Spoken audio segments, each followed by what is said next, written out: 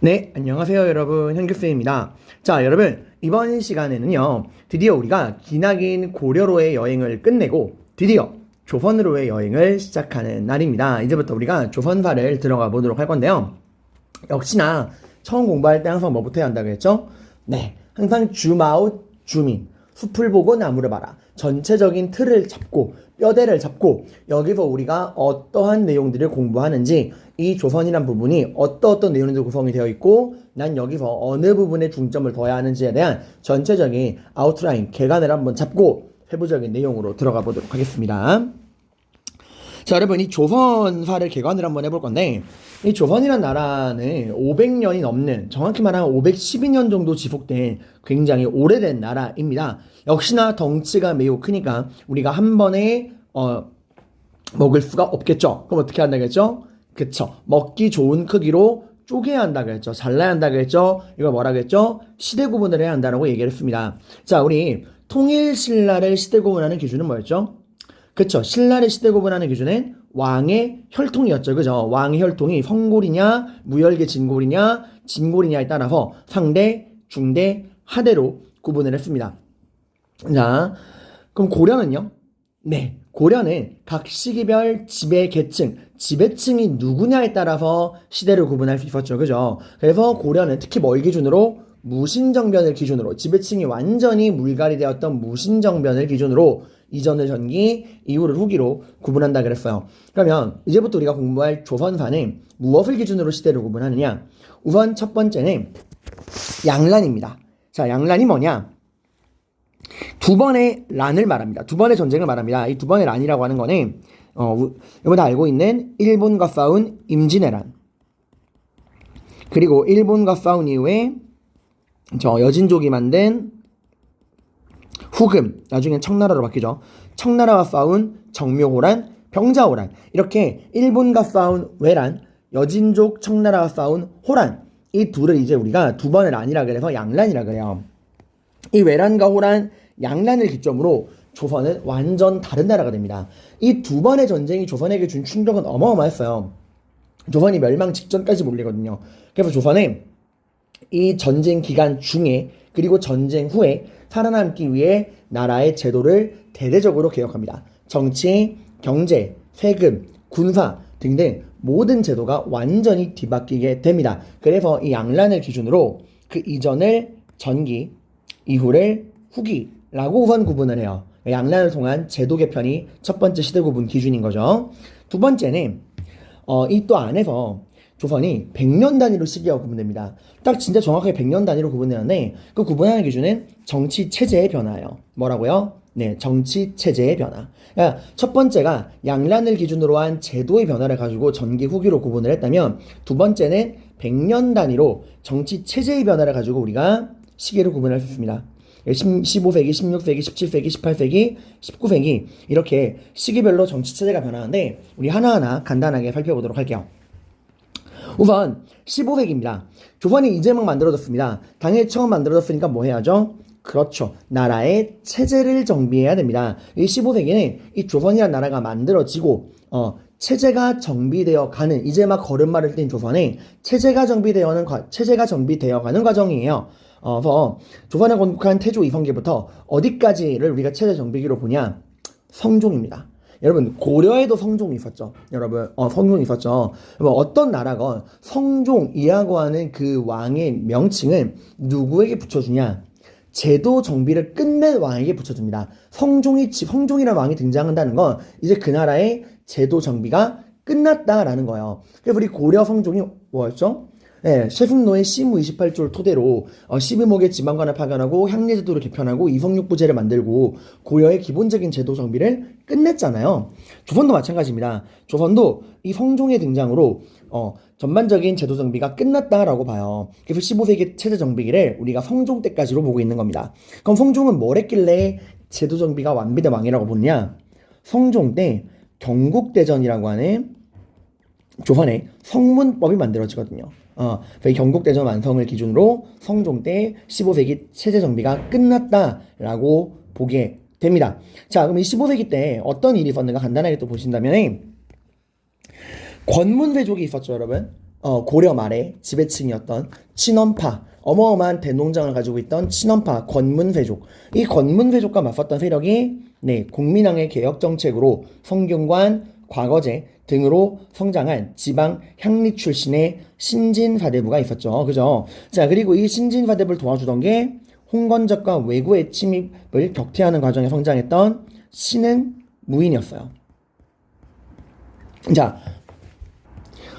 이렇게 신진사대부와 신흥 무인이 힘을 합쳐서 권문회족을 어떻게 거꾸로 들었죠? 그죠? 두 번의 공격을 했었죠. 첫 번째는 그렇습니다. 위화도 해군을 통해서 정치적, 군사적 실권을 장악했던 거죠. 그죠? 두 번째는요. 과전법을 통해서 경제적인 실권을 장악했던 거죠. 여러분 그 위화도 해군 내용 기억하실 거예요. 이제 원나라를 쓰러뜨리고 중국의 주인이 된 명나라가 기존의 원나라가 가지고 있던 모든 권리는 우리 명나라가 계승한다 라고 하는 명분 아래 원나라가 기존의 고려에 천령 이북을 쌍성총관부를 설치하여 지배했듯이 이제 우리 명나라가 그 천령 이북 땅에 천령 위를 설치하여 천령 이북을 지배하겠다. 땅 내놔라 라고 이야기를 했고, 이거에 대해서 이제 최영은 요동정벌, 이성계는 외교적으로 해결하자 요동정벌 불가를 내세웠잖아요. 그죠? 그런 상황에서 결국 반대에도 불구하고 총사령관이 된 이성계가 압록강 위화도를 넘지 않고 그 위화도에서 군대를 회군시켰죠. 그래서 이 위화도 회군을 통해서 이 이성계와 신진사대부들이 권문회족과 최영을 무너뜨리고 정치 군사적 실권을 장악했던 게 이 위화도 회군이었죠. 그죠? 그 다음에 이걸로 끝나면 안 되죠. 두 번째, 여전히 권문회족이 힘은 막강합니다. 왜? 그들은 대농장이 있잖아요. 그래서 권문회족의 경제적 기반을 약화시키고 신진사대부의 경제적 기반을 강화시켜주기 위해 권문회족이 불법으로 가지고 있던 농장들을 다 몰수하여 그 중에서도 어디만 경기도의 토지만 누구에게 전현직 관리들에게 뭐에 따라서 등급에 따라서 무엇을 수조권을 그걸 재분배했던 게 과전법이었죠. 전현직 관리들의 등급에 따라서 경기도의 토지 수조권을 재분배합니다. 자, 이런 식으로 위화도 회군을 통해 정치, 군사적 실권을, 과전법을 통해 경제적 실권을 장악하고 권문회족은 몰락하게 됩니다. 그리고 이 권문회족을 무너뜨린 다음에 이 신진사대부는 둘로 나눠지게 되죠. 정도전을 대표로 하는 급진파, 혁명파라고도 하죠. 그리고 정몽주를 대표로 한 온건파. 이들이 갈라진 이유는 뭐예요? 고려를 어떻게 할 것인가였죠. 급진파는 고려를 없애고 새로 시작하자, 온건파는 고려라는 국가를 유지한 상태에서 개혁을 하자는 거였는데, 일단 규모와 숫자로 따지면 급진파와 온건파 중에 어디가 많을까요? 온건파가 훨씬 많습니다. 왜 그럴까요? 신진사대부는 사상적 이념이 뭐예요? 성리학이었죠. 그죠? 이 성리학에서 열심히 공부한 다음에 성균관에서 공부하고 과거제를 통해서 성장했던 세력이잖아요. 얘들의 이념은 도덕과 명분, 옳고 그름을 따지는 그 성리학이 얘들의 사상적인 기반이에요. 그러면 그런 성리학으로 봤을 때 이건 말이 안 된다 이거죠. 어찌 신하된 자로서 참남스럽게 나라와 왕을 배신할 수 있느냐, 엎어뜨릴 수 있느냐, 이거는 성리학적 명분으로 봤을 때 옳지 않다. 그래서 대다수의 사대부들은 이 정몽주의 온건파였어요. 정도전과 급진파가 되게 소수였습니다. 하지만 승자는 정도전과 급진파였죠. 왜? 누가 그들과 함께하죠? 위화도 회군을 했던 이성계, 그러니까 고려의 모든 군대를 장악하고 있던 이성계가 이들과 함께하였기 때문에 결국 정도전을 대표로 한 급진파 사대부와 이성계가 힘을 합쳐서 정몽주가 죽고, 이제 이성계의 아들 이방원에 의해서 선주교에서 철퇴로 맞아 죽었죠. 정몽주가 죽고 결국 조선이 건국됩니다. 이 급진파 사대부들은 조선을 건국하고 중앙에 진출하여 권력을 장악하게 돼요. 그러면 이 정몽주의 제자들은, 정몽주의 후예들은 이렇게 만들어진 나라 조선에 협력할 수 있을까요? 당연히 없죠. 그래서 이 정몽주의 후예인 온건파 사대부들은 중앙으로 가지 않고 지방으로, 시골로 내려가게 됩니다. 이 향촌이 지방을 말해요. 자, 그래서 이 중앙에 진출한 급진파 사대부들은 당연히 본인들의 중앙에 있으니까 나라의 모든 권력을 어디로 모으자고 할까요? 그럼요, 중앙으로 모으자고 합니다. 중앙 집권을 추구합니다. 그리고 그들이 이제 체제를 정비하는 과정이 25세기예요. 그러니까 15세기 체제 정비기는 이 정도전을 대표로 하는 급진파 사대부들과 그들의 후예들이 이 조선이라는 나라의 체제를 정비해 나가는, 그게 15세기 체제 정비기예요. 이 급진파 사대부, 정도전과 급진파 사대부 그들의 후예들이 체제를 정비해 나가는 과정, 이게 15세기 체제 정비기입니다. 자, 그러면 이 지방으로 내려간 온건파 사대부들은 그들이 당연히 지방에 있으니까 어떤 말을 할까요? 권력을 중앙에만 집중시키지 말고 우리 향촌에도 지방에도 나누어 주어라. 우리가 사대부로서 이 지방의 향촌의 일은 우리가 알아서 하겠다. 우리가 백성들 교화시키고 우리가 성리학적 이념으로 이 지방을 꾸려갈 테니 이 지방에선 우리의 자율권을 달라라고 하는 향촌 자치를 추구하게 됩니다. 자, 이런 중앙집권을 추구하고 체제를 정비하던 이 급진파 사대부의 후예들을 우리가 뭐라 부르냐? 당연히 이들의 후예들은 지금 중앙에 있잖아요. 그죠? 그럼 이 급진파 사대부들이 자신의 제자들을 교육시킬 때 어디서 교육을 시킬까요? 그쵸. 중앙에 있는 국가교육기관에서 교육을 시키겠죠. 그래서 얘들이 국가교육기관에서 공부한 애들이라 그래서 관학파라고 합니다. 오늘날 따지면 이제 국립학교를 다니고 있는 거예요. 국가교육기관에서 공부하는 관학파. 대표적으로 뭐 성균관이나 집현전 같은 기관이 있겠죠. 네. 좀 미치려고 그러네요. 자, 그리고 이 지방에 내려간 이 향촌에 낙향한 이 온건파의 후예들은 당연히 그들의 자녀나 제자들을 이 중앙의 국가교육기관에 입학시키지 않을 거란 말이야. 그럼 어떻게 하냐? 지방에서 자기들이 알아서 공부를 시킵니다. 지방의 사립교육기관에서 공부를 시켜요. 대표적으로 서원 같은 데가 있겠죠. 그래서 얘들을 우리가 뭐라 부르냐? 사립학교에서 공부했다 그래서 사학파라고 부릅니다.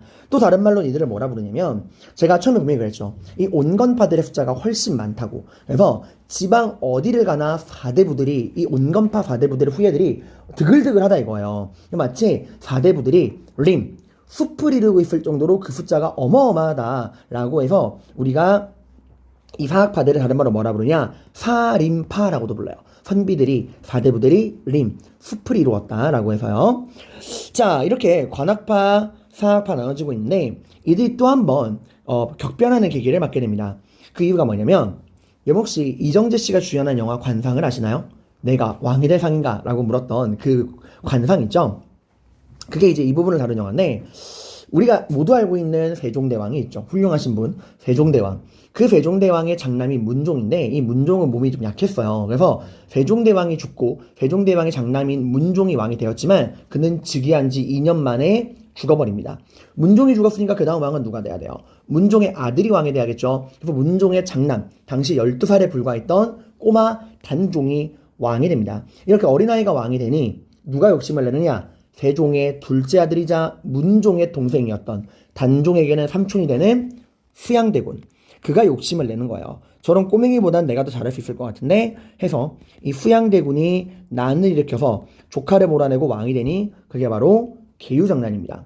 자, 근데 여러분 이건 정말 말이 안 되는 일입니다. 명분이라고는 1도 없어요. 단종이 뭘 잘못했죠? 여러분 단종은 정통성으로 따지면 진짜 완벽한 왕이야. 세종의 장남 문종, 그 문종의 장남 단종. 정통성으로 흠잡을 데가 없어요. 거기다가 나이가 어리다?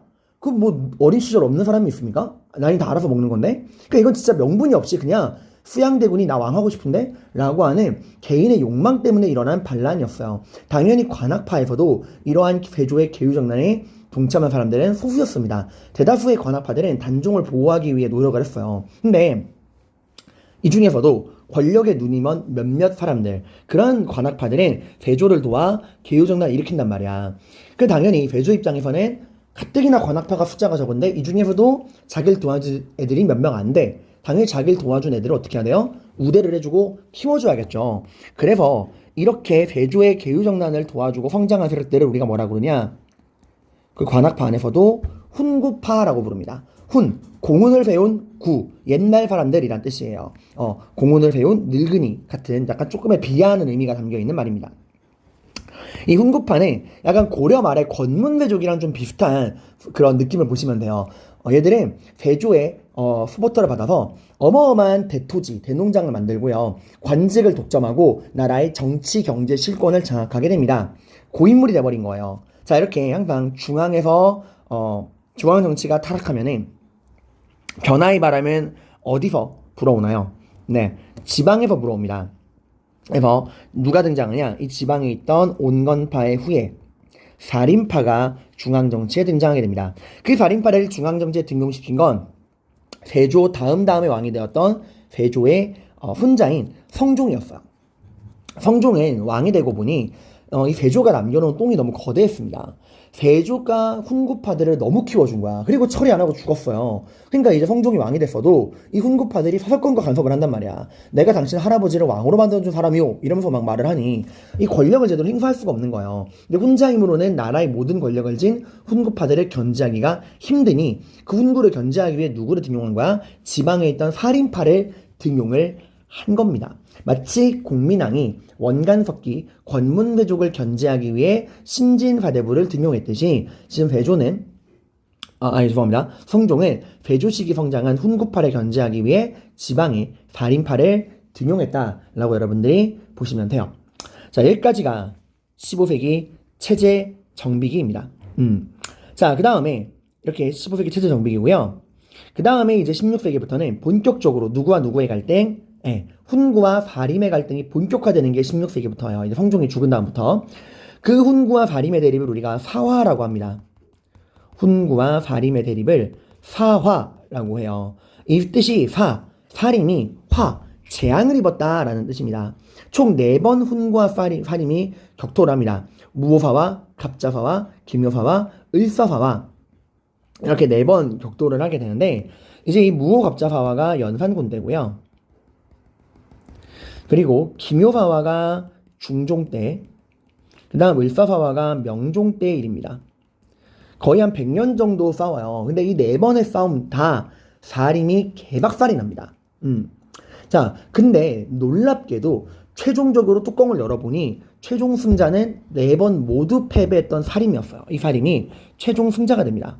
그게 가능했던 이유는 우선 일단 사림들은 숫자가 훨씬 많아요. 얘네가 온건파 후예잖아. 숫자가 훨씬 많고 얘네들이 지금 어디에 있는 세력이야? 그치? 향촌, 지방에 있던 세력이란 말이야. 그 향촌, 그들의 근거지인 이 지방 향촌 사회의 주도권을 이 사림파들이 완벽하게 장악해놓고 있던 상태였어요. 향촌 사회의 주도권을 꽉 잡아놓은 상태였습니다. 유양수, 향약, 서원 등을 통해서 이 향촌 사회의 주도권을 장악을 해서 중앙에서 밀려나더라도 지방에 내려가서 다시 힘을 키우고 끊임없는 물량 공세로 중앙에 진출하여 끝끝내 훈구파들을 무너뜨리고 권력을 잡은 거예요. 자, 그럼 이렇게 해피엔딩이 되느냐? 아닙니다. 항상 여러분 이제 역사를 좀 배웠으니까 알죠? 항상 공동의 적이 사라지면 그 다음 무슨 일이 벌어집니까? 분열이 일어나게 됩니다. 훈구를 몰아낸 사림들은 그들끼리 또 분열을 하게 돼요. 이게 바로 흔히 말하는 붕당 정치입니다. 친구붕, 당, 무리당. 친구들끼리 당을 이루었다 이거예요. 그러니까 이게 마치 오늘날 정당 같은 거야.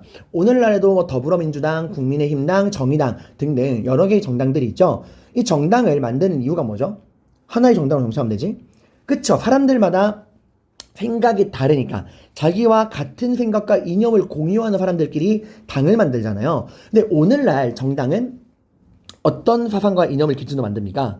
그쵸? 나와 정치적인 이념이 같냐 다르냐 그걸 가지고 정당을 만들잖아. 그러면 조선시대 붕당은 이거랑 비슷하면서 조금 다른 게 조선시대 붕당은 정치적 이념을 보긴 하지만 그것보다 더 우선시해서 보는 게 뭐냐면 바로 학문적인 이념이에요. 학문적 이념. 자, 이게 무슨 말이냐? 여러분, 이 사림은 원래 어디서 뭐하던 애들이죠? 그쵸? 얘네 원래 지방에서 향촌사회에서 공부하던 지방 향촌 세력이야 얘들아. 그치? 거기서 공부하던 전국 각지의 이 지방에 있던 공부하던 학생들인 사림들이 지금 중앙정치에 올라온 거예요. 그죠? 그러니까 제일 먼저 뭐 물어보는 거야? 너 어느 학교 출신이야? 너 어느 서원 출신이야? 너 어느 서원에서 어느 선생님한테 배웠어? 이걸 먼저 묻는 거야. 왜? 학교가 다르다는 건, 그러니까 출신 서원이 다르다는 거는 선생님이 다르다는 거고, 선생님이 다르다는 거는 보고 배운 것이 다르다는 거고, 보고 배운 게 다르다는 얘기는 역시 세상을 바라보는 눈도 달라질 수밖에 없다라는 거예요. 그러니까 너는 어떠한 서원에서 어떤 선생님 밑에서 어떤 식으로 세상을 배웠니? 너 어떠한 학문적 이념을 갖고 있니? 그리고 그런 학문적 이념을 토대로 어떻게 세상의 현실 정치를 바라보고 있니? 라고 하는 이런 학문적인 이념과 정치적 이념을 둘 다 보는 거야. 그러니까 학문에 기반해서 현실 정치를 바라보던 애들이 얘네 살인들이었던 거야. 이 학문적 이념과 정치적 이념을 공유하는 애들끼리 당을 만드는 거야. 그래서 뭐 동인, 서인, 남인, 북인, 노론, 소론 나눠지게 되는 겁니다. 다만 여러 개의 정당이 존재하지만 그들 간에는 암묵적인 룰이 있습니다. 바로 공존의 원칙을 지킨다는 거예요. 무슨 원칙? 공존의 원칙. 그러니까 한마디로 공존. 너와 나는 생각이 틀린 것이 아니라 다른 것이다. 너와 나는 생각이 다른 것이다 라고 하고 상대방의 다름을 인정하고 상대 정당의 존재를 인정하고 공존하는 거야. 그러니까 내가 정치 싸움이 이겼다고 상대방 정당을 죽이거나 몰아내거나 하지 않는다는 거예요. 자, 근데 이게 이제 오래가지 않습니다. 인간의 욕심은 끝이 없어요. 나 혼자 할 수 있는데 내가 왜 권력을 나눠야 되지? 라고 생각을 하게 되는 거야. 그 계기가 되는 게 장희빈의 남편 숙종 때 있었던 환국이라는 거예요. 환국이라는 게 뭐냐면 정치의 국면이 완전히 뒤집혀버린다라는 겁니다. 이때부터는 일당 전제가 시작이 돼요. 그러니까 winner takes it all. 승자가 모든 걸 가진다. 오직 하나의 정당이 모든 걸 다 가져간다는 거야. 더 이상 상대방과의 공존의 원칙 따위는 지켜지지 않는 거예요. 그냥 내가 다 가져가겠다. 이런 이제 이야기가 나오게 되는 거야. 여러분이 사극에서 보시면 막 사약을 내리는 거 막 그거 있죠? 그게 거의 다 이때 나오는 장면이에요. 이긴 정당이 상대방 정당을 완전히 괴멸시켜버리는 그런 모습들이 나타나게 되는 겁니다.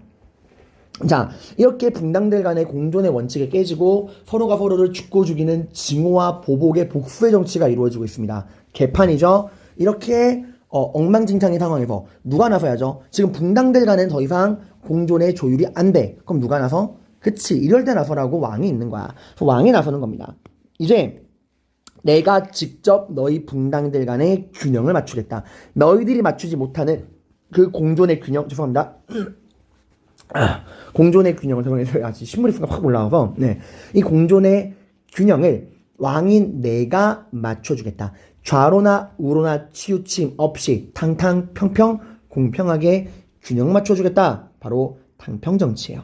이 탕평정치를 했던 게 바로 그 유명한 영조와 정조입니다.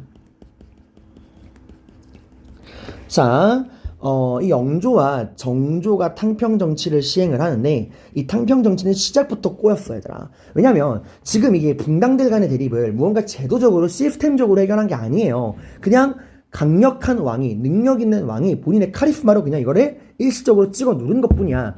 이 말은 이 뒤에 나오는 왕이 영조 정조만큼의 카리스마랑 능력이 없다면 이 탕평정치는 유지될 수가 없다라는 거예요. 그래서 실제로 이 일이 일어납니다. 정조가 죽은 이후에 정조가 너무 갑자기 죽어요. 그래서 14살의 아들이었던 순조가 왕이 됩니다. 자, 탕평정치는 모든 권력을 누가 쥐고 있어요? 왕이 쥐고 있어요. 지금 나라의 모든 권력이 왕에게 집중되어 있는 상태야. 근데 이런 상황에서 꼬맹이가 왕이 됐다? 이 꼬맹이는 당연히 이런 권력을 휘두를 줄 모릅니다. 그럼 이제 어떻게 하죠? 그쵸. 이때 등장하는 게 왕의 엄마 쪽 집안 외척 가문이에요. 이제 왕이 어리니까 왕이 성인 될 때까지는 우리 왕의 엄마 쪽 집안 외가 친척들, 우리 외척 가문들이 정치를 대신하겠다라고 나서게 되는 겁니다. 그래서 안동김신이, 풍양조신이 이런 이제 왕의 외척 가문들이 나라를 헤쳐먹기 시작하는 세도 정치가 등장하게 되는 거예요. 이게 이제 세도 정치가 당연히 왕이 성인 됐다고 권력을 돌려줄 리가 없죠. 이 세도 정치가 순조, 헌종, 철종 3대에 걸쳐서 진행이 됩니다. 철종은 강화도령이었죠. 강화도에서 나무하던 나무꾼이었어. 이런 애를 데리고 온 거예요. 그래서 이런 걸 보다 못해 등장한 게 흥선대원군이었죠. 자기의 아들 이명복을 고종으로 세우고 본인이 흥선대원군이 되어 권력을 행사하는, 이때부터 이제 여러분이 근현대사로 넘어가게 되는 겁니다. 자, 이렇게 해서 여러분들이 조선사 500년을 개관을 했고요. 다음 시간부터 본격적으로, 이제 다음 시간에 뭘 공부할 거냐, 이 15세기 급진파 가대부가 중심이 되어 조선의 나라의 체제를 어떻게 정비하느냐, 이 15세기 체제 정비기를 공부해 보도록 하겠습니다. 고생 많으셨습니다.